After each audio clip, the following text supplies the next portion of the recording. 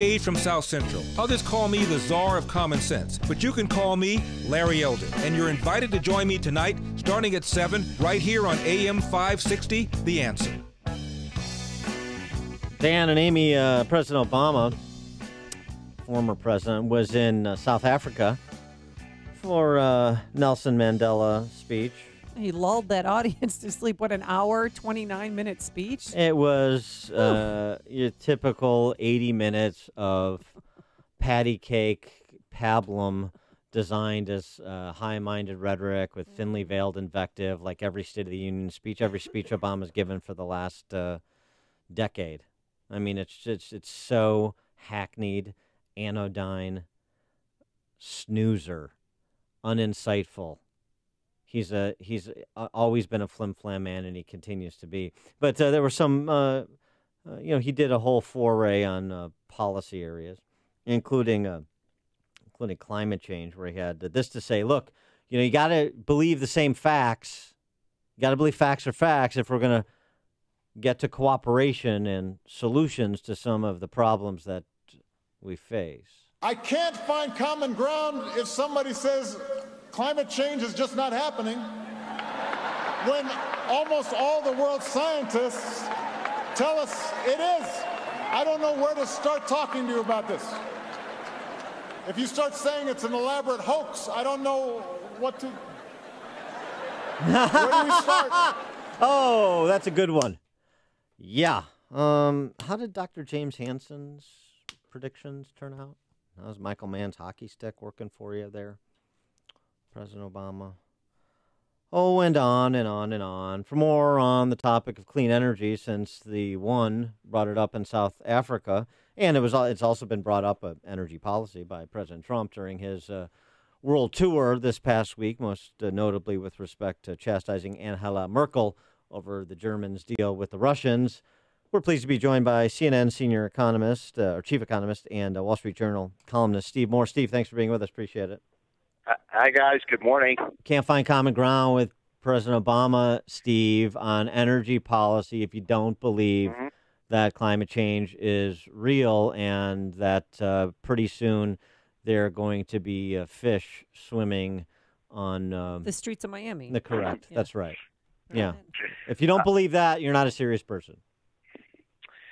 Well, look, I mean, there's really two issues here. There's one about what the science says, and I'm not a climatologist like Barack Obama is. So, but I do know that I think you guys know that my mentor was Julian Simon, the great economics professor at the University of Illinois, who was what we called a doomslayer. So he took on the scientific consensus. And remember this one that we're running out of food and we're running out of oil and, the world is overpopulated and all of these things. There was a scientific consensus on all of that.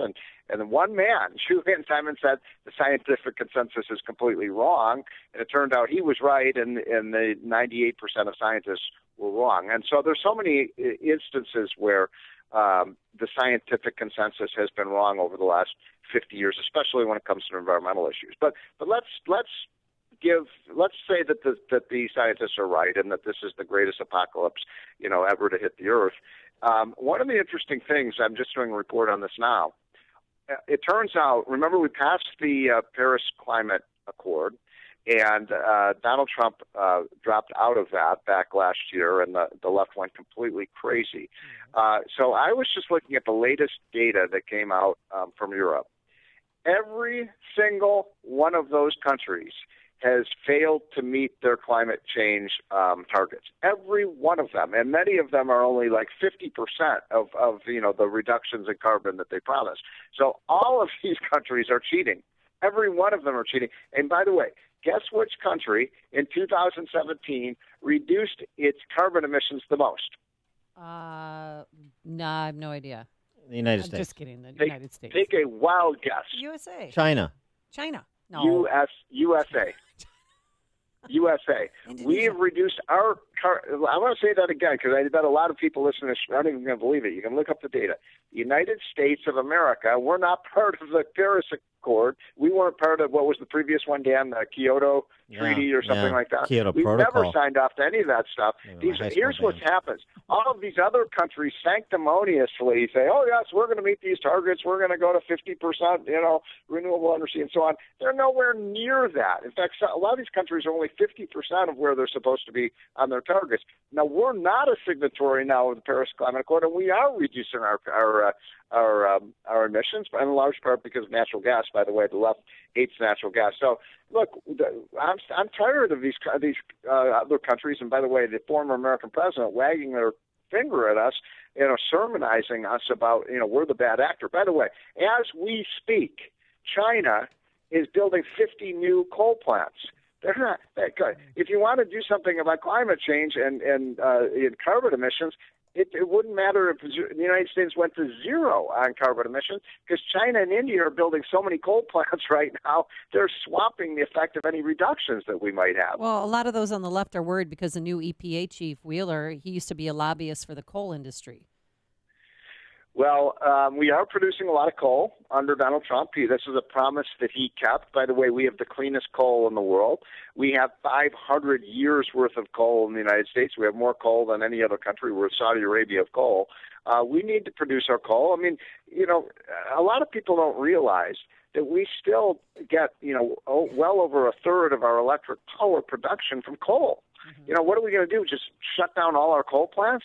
Where are we going to get our electricity from? I mean, we've got to be very sensible about this because electric power generation is one of the most important resources that we have. What's going to happen when the lights get shut off? What's going to happen with these college kids, Dan, when they stick their recharger for their iPhones and their iPads and all this stuff, and they stick the cord in the socket, and no electricity comes out.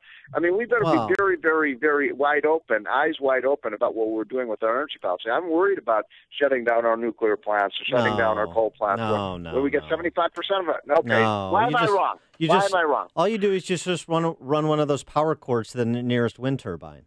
Oh, yeah. And it's going to be fine. Well, this is why, by the way, I laugh at that, but, I talk to some of my left-wing friends and we don't have to worry about this because, in 20 years, everybody's going to have an electric car. And I say, gee, okay, where are you going to get the electricity to power up your car, you idiot? I mean, people are so stupid. What are you going to do, put a windmill on the top of your car? Well, there you go. Yes, what's wrong with that? That's a great idea. Patent that. Well, here's the good news. Those wind turbines are going to be around for a while because they don't know how to dispose of them. This is a great story about how disposal of wind turbines turns out to be a big environmental concern, and you got some energy expert in Germany saying, the German regulators trying to deal with 54,000 tons of waste from rotor blades in 2014 find it to be a bit of a challenge issue over the next year and decades possibly to get old turbines off the field.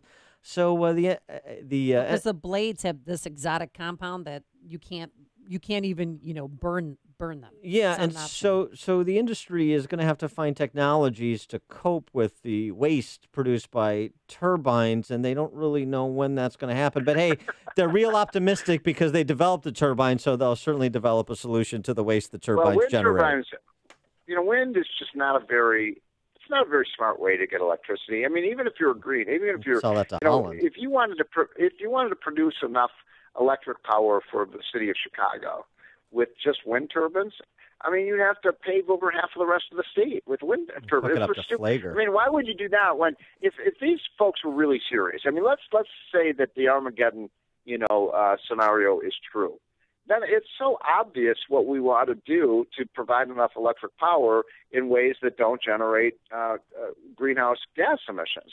The United States would just build 100 nuclear power plants, right? I mean, nuclear power is a very sensible way to get electricity. It works. I mean, France, of all countries, gets 75% of its electricity from nuclear power. So if you really thought this was the greatest danger facing the Earth, the obvious solution would be to build nuclear power plants, but the left is against nuclear power plants too. They want to shut down our nuclear power plants. They want to shut down our coal. They want to shut down our oil. They want to shut down our natural. They don't even like natural gas, by the way.